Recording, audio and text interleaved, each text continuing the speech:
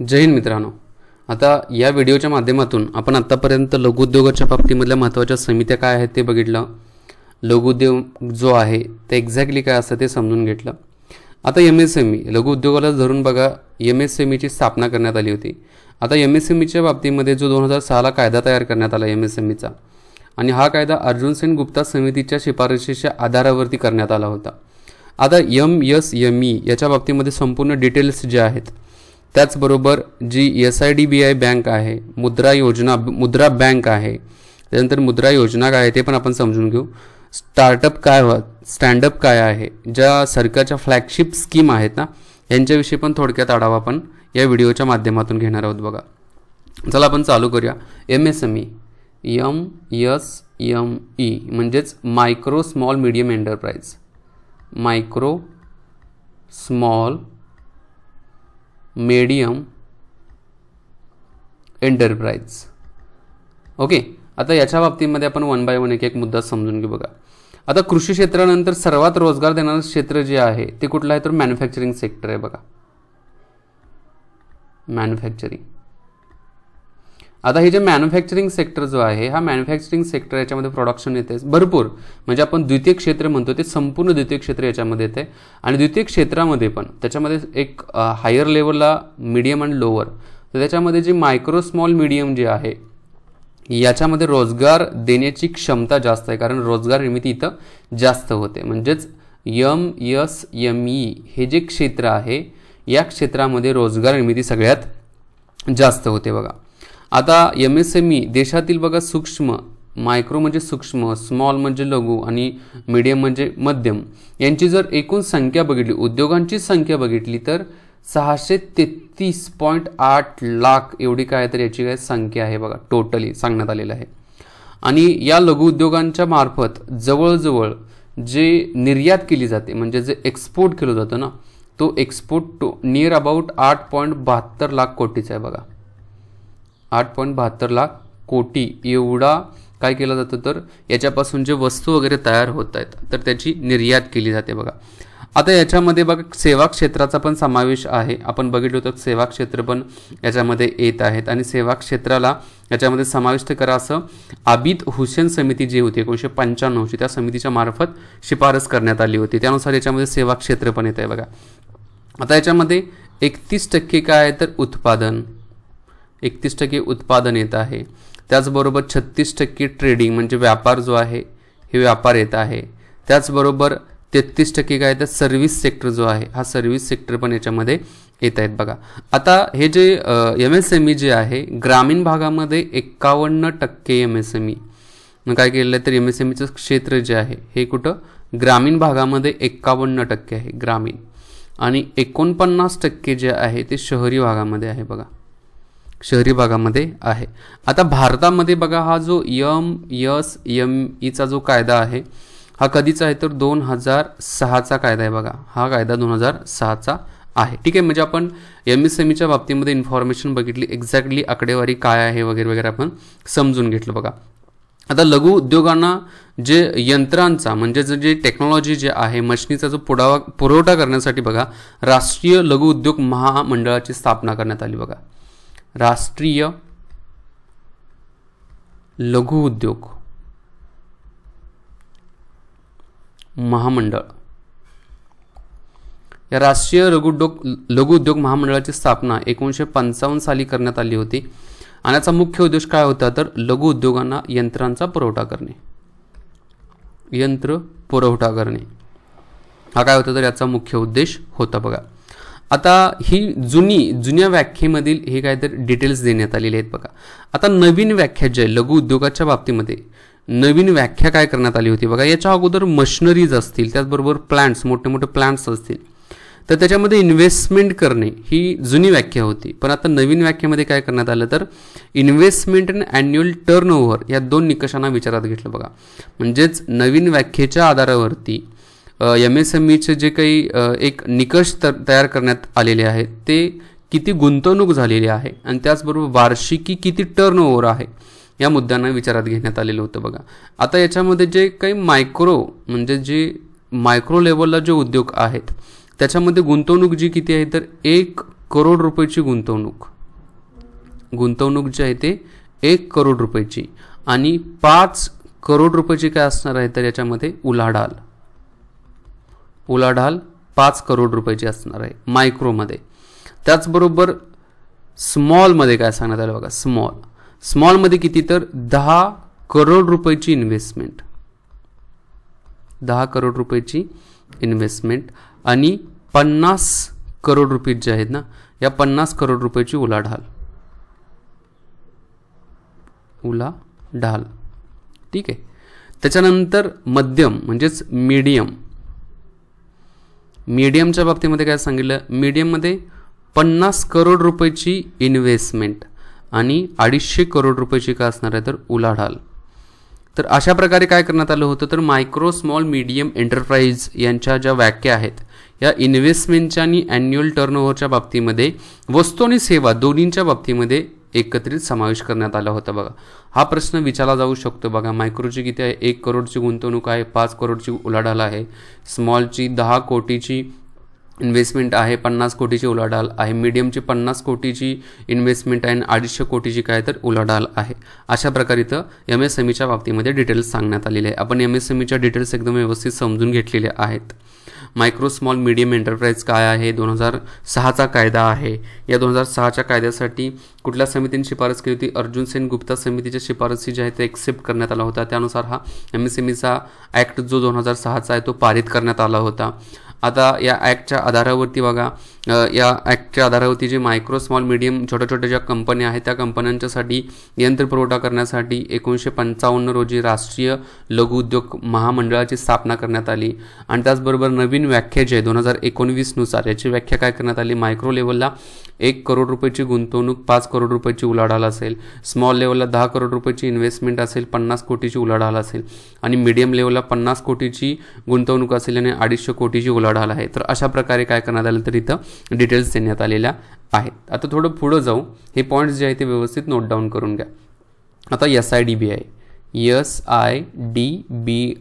Bank म्हणजे त्याला काय म्हटलं जातं, small, S for small, I for industries, small industries, D for development, bank of India. याचं काय तर लॉंग फॉर्म आहे बघा, भारतीय लघु उद्योग विकास बँक. मराठी भाषेमध्ये काय म्हणतो आपण, भारतीय लघु उद्योग विकास बँक म्हटलं जातं बघा.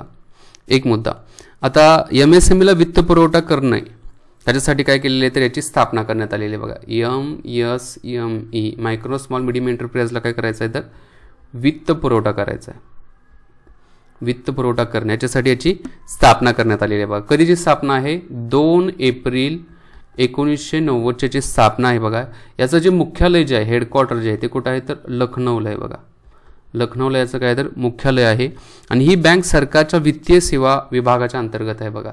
म्हणजे इंडियन गव्हर्नमेंट जे आहे या इंडियन गव्हर्नमेंटच्या वित्तीय सेवा जो विभाग आहे, वित्तीय सेवा विभाग जो आहे या विभागाच्या अंतर्गत ही बँक येत आहे बघा. ठीक आहे, म्हणजे SIDBIच्या बाबतीमध्ये आपण डिटेल्स समजून घेतल्या. SIDBIची जी स्थापना आहे 2 एप्रिल 1990 आहे. हे मुख्यालय जे आहे ते लखनौ या ठिकाणी आहे. मायक्रो स्मॉल मीडियम एंटरप्राइजला वित्त पुरवठा करणं आहे, भारतीय लघु उद्योग विकास बँक म्हणण्यात आलेले बघा. आणि इंडियन गव्हर्नमेंट जे आहे या इंडियन गव्हर्नमेंटच्या वित्तीय सेवा विभागाच्या अंतर्गत काय येतं तर ही बँक कार्यरत आहे. Small industries development bank of India असेचं नाव आहे बघा. ठीक आहे, पुढे जाऊ. दुसरी जी बँक आहे ती मुद्रा बँक, 2nd नंबरची. वाटल्यास इथं लिहितो बघा, मुद्रा बँक. आता मुद्रा बँकेच्या बाबतीमध्ये काय काय सांगण्यात आले बघा. मुद्रा बँक जो आहे याचा लॉंग फॉर्म पण लक्षात ठेवा, मायक्रो युनिट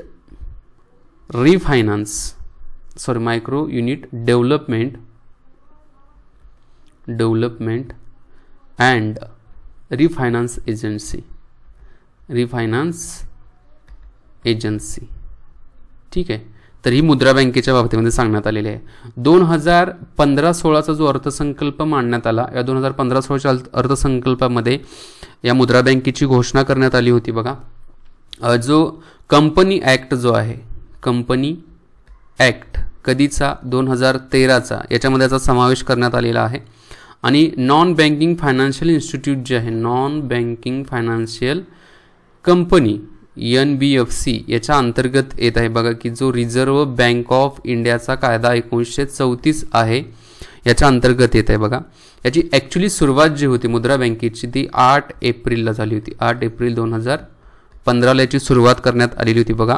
आणि याचा मुख्य उद्देश काय होता तर वित्त पुरवठा करणे, म्हणजेच वित्तीय गरज भागवणे, गरज भागवणे. आता वित्तीय गरज कोणाची भागवायची होती तर ज्या MSME ज्या आहेत त्यांची वित्तीय गरज भागवणे. आणि या उपक्रमामध्ये पतपुरवठा करणाऱ्या पतसंस्थांचा विकास करणे. आणखी काय होतं, ज्या पतपुरवठा करतात, पतपुरवठा करणाऱ्या ज्या पतसंस्था आहेत यांचा काय करायचं आहे तर विकास करायचा आहे, विकास करणे. ठीक आहे. काय काय मुद्दे बघितले बघा. मायक्रो स्मॉल मुद्रा बँक म्हणजे micro unit development and refinance agency 2015-16च्या अर्थसंकल्पामध्ये याची घोषणा करण्यात आली होती. कंपनी ॲक्ट 2013च्या अंतर्गत ही मुद्रा बँक येत आहे. त्याचबरोबर गैर बँकिंग वित्तीय कंपनी जी आहे म्हणजेच non banking financial companies reserve bank of इंडियाच्या 1934च्या कायद्याच्या अंतर्गत येत आहे बघा. 8 एप्रिल 2015 पासून याचं ॲक्च्युली वर्किंग चालू झालेलं होतं बघा. आणि सूक्ष्म उद्योग जे आहेत त्या सूक्ष्म उद्योगांना म्हणजेच MSMEला वित्त पुरवठा करणे आणि पतपुरवठा करणाऱ्या ज्या पतसंस्था आहेत त्यांचा विकास करणं या मुद्रा बँकेचं काय तर मुख्य ध्येय आहे, मुख्य उद्देश आहे बघा. आता ही मुद्रा बँक जास्तीत जास्त किती लाखापर्यंत कर्ज पुरवठा करू शकते तर मुद्रा बँक जास्तीत जास्त 10 लाखापर्यंत कर्ज पुरवठा करू शकते. इथं लिहितो बघा, इथं 10 लाखपर्यंत काय करू शकते तर कर्ज पुरवठा करू शकते. आता याच्यामध्ये काय करण्यात आले, कर्जाची विभागणी जी आहे ती 3 टप्प्यामध्ये करण्यात आली. पहिला जो टप्पा आहे मुद्रा बँकेचा तो आहे शिशु गट. शिशु गटासाठी 50,000पर्यंत वित्त पुरवठा केला जाऊ शकतो, 50,000पर्यंत. त्याच्यानंतर आहे तो किशोर गट, 2 नंबरला किशोर. जो किशोर गट आहे याच्यामध्ये 50,000पासून ते 5 लाखापर्यंत, 5 लाखापर्यंत वित्त पुरवठा. आणि जो तिसरा जो आहे तो तरुण गट जो आहे, या तरुण गटासाठी बघा किती 5 to 10 लाखापर्यंत वित्त पुरवठा करणे. अशा प्रकारचे काय करण्यात आले होते तर कर्जाची विभागणी 3 गटांच्या मध्ये इथं करण्यात आलेली होती. मुद्रा बँकेच्या बाबतीमध्ये ह्या सर्व काय तर डिटेल्स आहे. ठीक आहे, मुद्रा बँकेचे सर्व डिटेल्स आपण समजून घेतल्या. आता दुसरी जी आहे ती स्टार्टअप इंडिया काय आहे बघा. स्टार्टअप इंडियाला पण आपण समजून घ्या. हे पॉईंट्स जे मी घेतलेत हे व्हिडिओ पॉज करा आणि नोट डाऊन करून घ्या. नेक्स्ट जे आहे ते स्टार्टअप इंडिया. Startup India. आता स्टार्टअप इंडियाच्या बाबतीमध्ये काय काय सांगण्यात आलेलं आहे बघा. एक म्हणजे 16 जानेवारी 2016 रोजी स्टार्टअप इंडियाची घोषणा करण्यात आली होती बघा. आता याच्यामध्ये काय सांगण्यात आलं बघा की नोंदणी झाल्यापासून 10 वर्षाच्या कालावधीची आज स्थापना स्टार्टअप, म्हणजे कमीत कमी 10 वर्षाचा काय असला पाहिजे तर तो स्टार्टअप असला पाहिजे बघा, एक मुद्दा. नंतर या आस्थापनाची उलाढाल जी आहे, वार्षिकी उलाढाल जी आहे ती 100 कोटीच्या आसपास असली पाहिजे, 100 करोडच्या आसपास असली पाहिजे. आता याच्यामध्ये काय सांगण्यात आलेलं आहे, एक तर प्रोडक्शन असेल, म्हणजे प्रोडक्शन म्हणजे उत्पादन पण येतं याच्यामध्ये, आणि सर्व्हिस सेवा सेक्टर जे आहे सेवा क्षेत्राचा पण इथं काय होतं तर समावेश होत आहे. आता या स्टार्टअप इंडियाच्या अंतर्गत बघा उद्योगांमध्ये काय करायचं आहे, नाविन्यता आणायची आहे बघा. जे उद्योग असतील त्या उद्योगांच्या मध्ये नाविन्यता आणणे, उद्योगात नाविन्यता आणणे. ओके. दुसरा मुद्दा उद्योग सशक्त करणे. उद्योग जे आहे ते सशक्त करायचे आहेत, करणे असेल. तिसरा जो आहे तो सर्व घटकांपर्यंत योजना पुरवणे, सर्व घटकांपर्यंत योजना पुरवणे. ओके. तर अशा प्रकारचे स्टार्टअप इंडियाची काय होते तर उद्दिष्ट होती. आणि नेक्स्ट जे आहे ते स्टँडअप इंडिया. Standup India. आता स्टँडअप इंडियाच्या बाबतीमध्ये काय काय आहे बघा. एक म्हणजे 15 ऑगस्ट 2015ला स्टँडअप इंडियाची घोषणा करण्यात आली. हे कोणासाठी आहे स्टँडअप इंडिया? अनुसूचित जाती म्हणजे SC, ST आणि वुमन. अनुसूचित जाती, जमाती आणि महिला उद्योजक जे आहेत त्यांना प्रोत्साहन देण्यासाठी स्टँडअप इंडिया आहे बघा. आता याच्यामध्ये जे बिगर कृषी संदर्भातले, म्हणजे कृषी संदर्भात नाही, बिगर कृषी जे व्यावसायिक आहेत, या बिगर कृषी व्यावसायिकांच्यासाठी 10 लाखापासून ते 1 करोडपर्यंत कर्ज पुरवठा करण्याची काय होते तर हे स्टँडअप इंडिया स्कीम आहे बघा. आता या योजनेचे जे समन्वयक जे आहे म्हणजेच इम्प्लिमेंटेशन कोणाच्या मार्फत करण्यात आले तर केंद्रीय अर्थ मंत्रालय जे आहे म्हणजेच सेंट्रल गव्हर्नमेंटचं फायनान्स मिनिस्ट्री जे आहे, या फायनान्स मिनिस्ट्रीच्या अंतर्गत बघा वित्तीय सेवा विभाग येतोय बघा. वित्तीय सेवा विभाग तर याच्यामार्फत हा वित्तपुरवठा केला जाणार आहे बघा. आणि कर्जाचे हमीदार जे असणार आहेत ते राष्ट्रीय पत हमी विश्वस्त कंपनी आणि NCGTCचे संचालक असणार आहेत बघा. हमीदार, कर्जाचे हमीदार कोण असणार आहेत तर राष्ट्रीय पत हमी विश्वस्त कंपनी. राष्ट्रीय पत हमी विश्वस्त कंपनी आणि काय आहे तर NCGTC. ठीक आहे, याचे संचालक हे काय असणार आहे तर याच्यामध्ये कर्जाचे हमीदार असणार आहेत. भरपूर आपण इम्पॉर्टंट पॉईंट्स बघितलेले आहेत स्टँडअप इंडियाच्या बाबतीमध्ये, स्टार्टअप इंडियाच्या बाबतीमध्ये. इथंपर्यंत आपण काय काय बघितलं? स्टार्टअप इंडिया बघितलं, स्टँडअप इंडिया बघितलं, मुद्रा बँक बघितली, SIDBI बँकेच्या बाबतीमध्ये माहिती बघितली. नंतर MSMEचे महत्त्व काय आहे ते समजून घेतलं, MSMEची नवीन व्याख्या काय आहे ती समजून घेतली. राष्ट्रीय लघु उद्योग महामंडळ कशासाठी आहे तर हे लघु उद्योगांना यंत्राचा पुरवठा करण्यासाठी आहे. 1955 रोजी त्याची स्थापना करण्यात आलेली होती. आता आपण थोडं पुढे जाऊ बघा. महारत्न, नवरत्न आणि मिनीरत्न ज्या कंपन्या आहेत यांच्याविषयी आपण माहिती बघू बघा. पहिल्यांदा महारत्न कंपनी ज्या आहेत, उद्योग जे आहेत, याची सुरुवात जी आहे ती 2009 पासून झालेली आहेत बघा. आजच्या घडीला महारत्न उद्योग जे आहेत टोटल किती आहेत तर 11 येत आहेत बघा. आता महारत्नाचा दर्जा देण्यासाठी काय काय मी म्हणेल की हे आहे बघा, पात्रता काय काय सांगण्यात आली बघा. आता कंपनी पहिल्यांदा नवरत्न असली पाहिजे. महारत्न बनायच्या अगोदर ती नवरत्न कंपनी पाहिजे, पहिला मुद्दा असला देण्यात आलेला बघा. त्याचबरोबर शेअर बाजारामध्ये त्याचं रजिस्ट्रेशन असलं पाहिजे. शेअर मार्केट जे आहे या शेअर मार्केटमध्ये काय असली पाहिजे तर ती रजिस्टर्ड असली पाहिजे. दुसरा मुद्दा. तिसरा मुद्दा काय सांगण्यात आलेला बघा, मागील 3 वर्षामध्ये सरासरी 25,000 कोटीपेक्षा जास्त उलाढाल असली पाहिजे. म्हणजे जो टर्न ओव्हर जो आहे हा टर्न ओव्हर किती असला पाहिजे तर 25,000 कोटीपेक्षा जास्त असला पाहिजे. मागील 3 वर्षाची सरासरी, मागील 3 वर्षाची सरासरी इथं देण्यात आले टर्न ओव्हरच्या बाबतीमध्ये.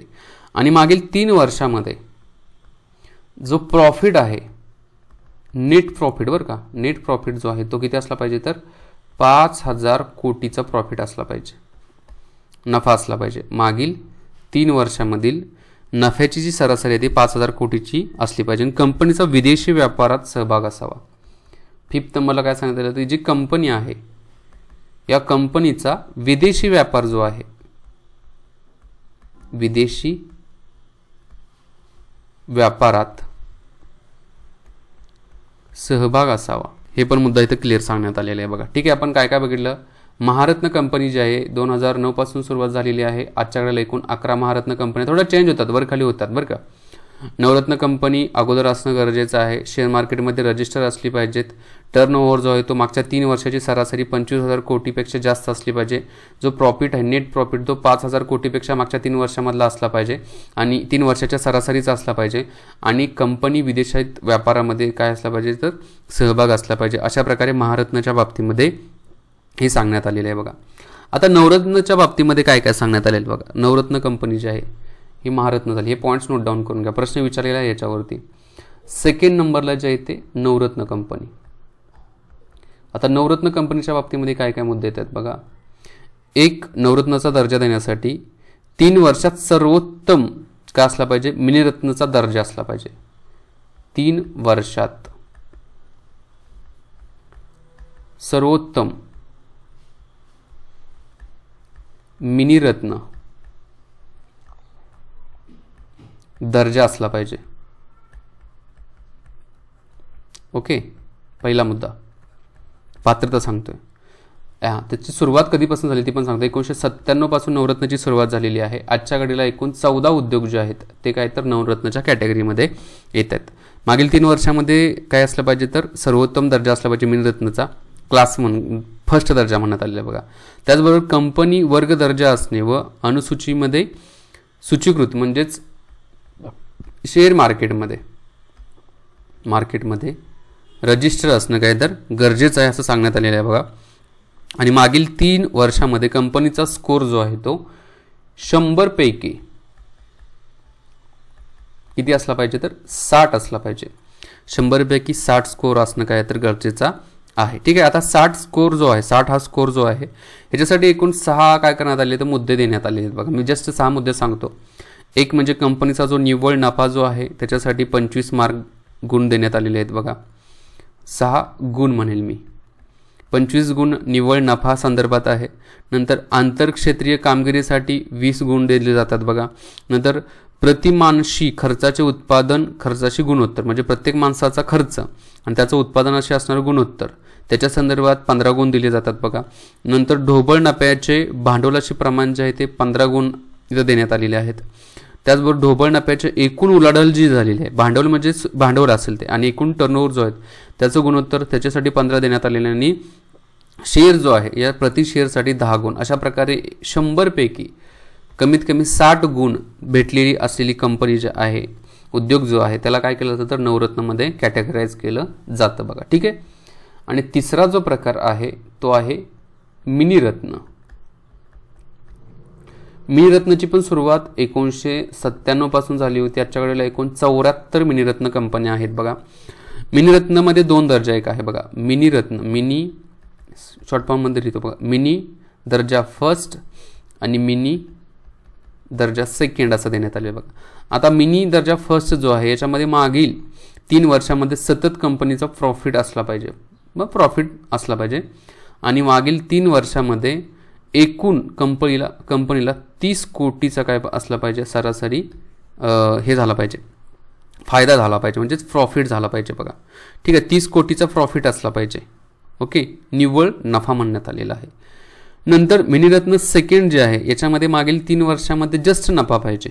3 वर्षामध्ये नफा असला पाहिजे, निव्वळ मूल्य धनात्मक असलं म्हणजे निगेटिव्ह नसलं पाहिजे, कर्ज कुठलंही नसलं पाहिजे, पॉझिटिव्हच काय असलं पाहिजे, निव्वळ मूल्य त्या कंपनीचं असलं पाहिजे.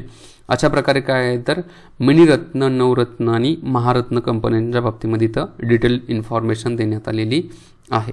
आता थोडं काय करू आपण, भारतातील जे उद्योग आहेत, महत्त्वाचे उद्योग जे आहेत त्यांच्याविषयी थोडक्यात आपण माहिती बघू बघा. आता एक सगळे तसे बघितले तर खूप महत्त्वाचे उद्योगांच्या कॅटेगरीमध्ये येत आहेत, पण त्यातल्या त्यात महत्त्वाचे उद्योग कोणते कोणते आहेत बघा ते आपण समजून घेऊ. पहिला उद्योग जर मी म्हणेल तर तागाचा. ताग, कापड पण आहे पण तागापासून सुरुवात करतो बघा. यालाच आपण ज्यूट म्हणतो, ज्यूट. आता ज्यूट उद्योगाच्या बाबतीमध्ये पश्चिम बंगाल जे आहे हे 1 नंबरला आहे बघा. फर्स्ट नंबरला पश्चिम बंगाल आहे बघा. आता पहिली तागाची गिरण जी आहे ती 1854 रोजी पश्चिम बंगालमध्ये स्थापन करण्यात आली होती बघा. आता जगामध्ये जे तागाचं जे उत्पादन होतं त्याच्यामधलं 35% उत्पादन जगातील तागाचं इंडिया करतं बघा. म्हणजे एकूण जर जगाच्या तागाचं उत्पादन 100% घेतलं तर त्यातला 35% हिस्सा जो आहे तो कोणाचा आहे तर इंडियाचा आहे बघा. ठीक आहे. त्याच्यानंतर नेक्स्ट, या उद्योगाच्या विकासासाठी बघा भारतीय ताग महामंडळाची स्थापना करण्यात आलेली आहे बघा. भारतीय ताग महामंडळ जे आहे या महामंडळाची स्थापना 1971 रोजी करण्यात आलेली आहे बघा. 2005 रोजी बघा राष्ट्रीय ताग धोरण डिक्लेअर करण्यात आलं होतं बघा. 2005 रोजी राष्ट्रीय ताग धोरण जे आहे ते डिक्लेअर केलं होतं बघा. आणि 2006 रोजी ताग तंत्रज्ञान अभियान चालू केलं होतं बघा. रोजी ताग तंत्रज्ञान अभियान जे आहे हे ताग तंत्रज्ञान अभियान चालू करण्यात आलेलं होतं बघा. आता भारतामध्ये आजच्या घडीला बघितलं तर एकूण 97 तागाच्या गिरणी आहेत. किती आहेत तर भारतामध्ये आजच्या घडीला एकूण 97 ताग गिरणी आहेत. आणि सगळ्यात जास्त जे आहे ते पश्चिम बंगालमध्ये आहेत. किती आहेत तर 71 आहेत बघा. बांगलादेश पण जगामध्ये सगळ्यात जास्त तागाचं उत्पादन करतं बघा. ओके, इथेपर्यंत आपण समजून घेतलं तागाच्या बाबतीमध्ये काय काय डिटेल्स आहेत. पश्चिम बंगाल 1 नंबरला आहे. 1854 रोजी पश्चिम बंगालमध्ये तागाची पहिली गिरण स्थापन करण्यात आली होती. 35% तागाचं उत्पादन जे आहे जगामधलं इंडियामध्ये होते. भारतीय ताग महामंडळाची स्थापना 1971 रोजी करण्यात आलेली आहे. 2005 रोजी राष्ट्रीय ताग धोरण आहे ते डिक्लेअर करण्यात आलं होतं बघा. 2006 रोजी ताग तंत्रज्ञान अभियान चालू करण्यात आलेलं होतं. बाकी हा आकडा थोडा चेंज होतच असतो बघा. तागाच्या बाबतीमध्ये बघितलं. 2 नंबरला आपण इथं बघणार आहे ते कापड उद्योगाच्या बाबतीमध्ये आपण बघणार आहोत बघा. आता कापड उद्योग जे आहे पहिली कापड गिरण जी आहे ती पण 1854 कुठे मुंबईमध्ये पहिली कापड उद्योगाची पहिली कापड गिरण जी चालू करण्यात आली होती बघा. कापड उद्योग हा कृषीनंतर सर्वाधिक रोजगार पुरवठा करणारा होता बघा. म्हणजे रोजगार पुरवठा करणारा पण होता. कापड हा रोजगार पुरवठा करणारा म्हणजे कृषी म्हणजे शेतीनंतर जो रोजगार पुरवठा करणारा जो उद्योग होता तो कापड होता बघा. ठीक आहे. आता मेक इन इंडियाच्या अंतर्गत $100 बिलियन निर्यात होण्याचा अंदाज आहे बघा. कापडाच्या अंतर्गत मेक इन इंडिया जो आहे $100 बिलियन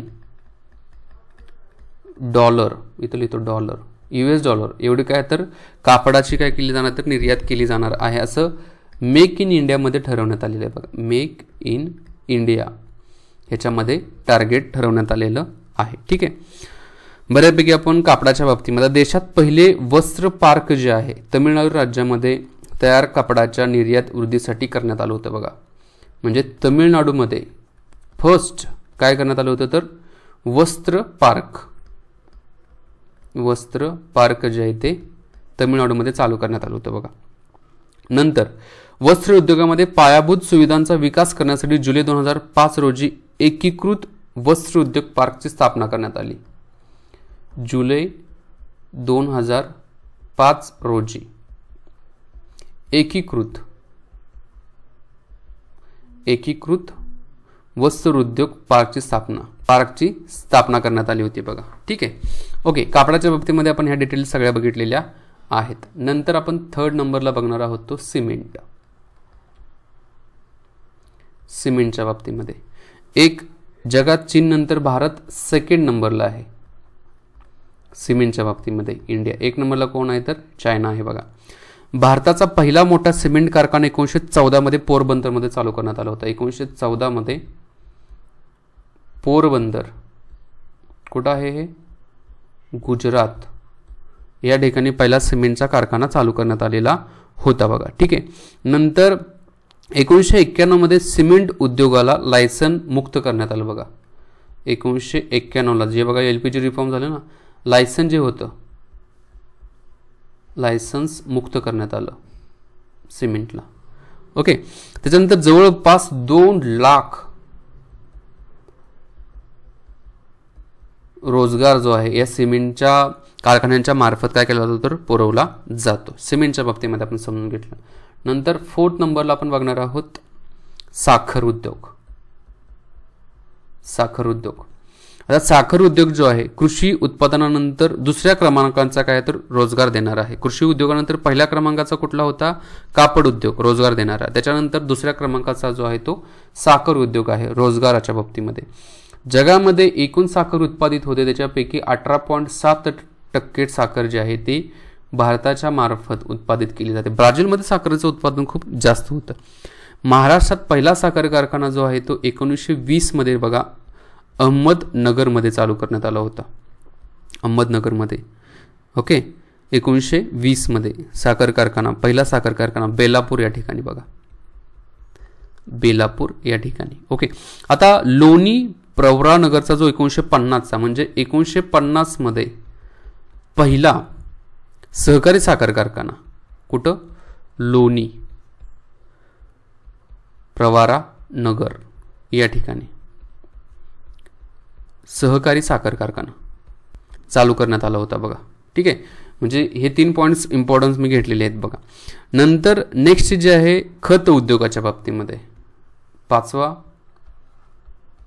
खत उद्योग. आता खत उद्योगाच्या बाबतीमध्ये काय सांगण्यात आले बघा, नायट्रोजन युक्त खताच्या उत्पादनात भारत जगात 3रा आहे बघा. नायट्रोजन युक्त खत 3rd नंबरला इंडिया आहे. मग 1 नंबरला कोण आहे, 1 नंबरला चायना आहे, 2 नंबरला कोण आहे, 2 नंबरला USA आहे, 3 नंबरला इंडिया आहे बघा. 53 मोठे खताचे कारखाने भारतामध्ये आहेत बघा. भारतामध्ये 53 खताचे कारखाने आहेत आणि युरिया खत जो आहे या युरिया खताच्या बाबतीमध्ये भारत किती नंबरला आहे तर 2nd नंबरला आहे बघा इंडिया युरियाच्या बाबतीमध्ये. युरियाच्या बाबतीमध्ये 1st नंबरला कुठला आहे तर ब्राझील आहे. ब्राझील हा युरियाच्या बाबतीमध्ये 1st नंबरला आहे. त्याच्यानंतर भारत येत आहे बघा. ओके, हे 2 पॉईंट महत्त्वाचे आहेत ते घेतले आपण. नंतर नेक्स्ट नंबरला जे आहे ते खनिज आणि धातूच्या बाबतीमध्ये बघा. इथं लिहितो वाटल्यास, इथं लिहितो खनिज आणि धातू यांच्या बाबतीमध्ये काय सांगण्यात आलं, 86 प्रकारचे खनिजाचे उत्पादन भारतात होतं बघा. 86 प्रकारचे खनिजे आहेत बघा. या 86 प्रकारच्या खनिजांच्या मध्ये बघा 4 इंधने असतात, इंधने येत आहेत बघा, 4 इंधने आहेत. नंतर 10 धातू येत आहेत. नंतर 46 अधातू आहेत. ओके, त्याच्यानंतर 3 अणु धातू येत आहेत. त्याच्यानंतर 23 लघु धातू आहेत बघा. लघु खनिजे 23 लघु खनिजे येत आहेत बघा. ठीक आहे, म्हणजे अशा प्रकारचे एकूण 86 प्रकारचे खनिजे आहेत बघा. आणि खनिजा संदर्भातलं नियमन जे आहे इंडियामध्ये हे 1957 मध्ये केंद्र सरकारच्या मार्फत करण्यात आलं होतं.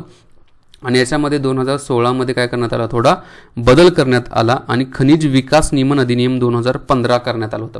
म्हणजे 2015चा खनिज विकास अधिनियम तयार करून त्याच्यामध्ये 2016 नंतर त्याचं इम्प्लिमेंटेशन करण्यात आलेलं होतं. ठीक आहे, त्याचबरोबर अलीकडे आत्ता जर बघितलं तर 2019चं खनिज व धातूच्या बाबतीमध्ये एक नवीन धोरण केंद्र सरकारच्या मार्फत स्थापन करण्यात आलेलं आहे. आणि या अगोदरची जी धोरणं होती या अगोदरच्या धोरणाचा अभ्यास करण्यासाठी हुडा समितीची स्थापना करण्यात आली होती. समितीचं नाव पण माहिती असून दे बघा. हुडा समिती जी आहे या हुडा समितीची स्थापना करण्यात आली होती. कशासाठी, खनिज व धातू जे आहेत यांची एक प्रकारची परीक्षण करणं त्याचबरोबर नियोजन करणं असं स्थापन करण्यासाठी हुडा समितीची स्थापना करण्यात आली होती. ही हुडा समिती स्थापन केली होती नियोजन आयोगाच्या मार्फत केली होती बघा.